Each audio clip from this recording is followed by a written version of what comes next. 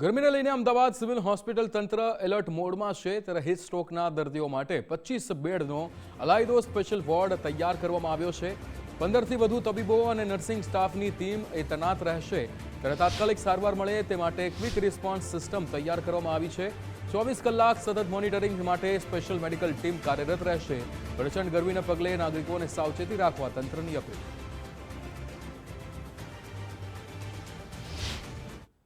અત્યારે જે ગરમી ખૂબ વધી ગઈ છે છેલ્લા કેટલાક દિવસથી એના અનુસંધાને સિવિલ હોસ્પિટલ ખાતે આપણે 6 પથારીઓનો એક હીટ સ્ટ્રોક વોર્ડ બનાવવામાં આવ્યો છે જે સંપૂર્ણતઃ એસી છે અને પંખા પણ એમાં છે જે રીતે પેશન્ટ જ્યારે ગરમીથી આવે ત્યારે એને ઠંડક મળી રહે અને સાથે સાથે દવાઓની પણ વ્યવસ્થા કરવામાં આવી છે। પાઇન્ટ્સને એની પણ વ્યવસ્થા ત્યાં રાખવામાં આવેલી છે જેથી કરીને જ્યારે પણ કોઈ દર્દી આવે તો તાત્કાલિક તેને હીટ સ્ટ્રોકમાં રાહત મળી શકે।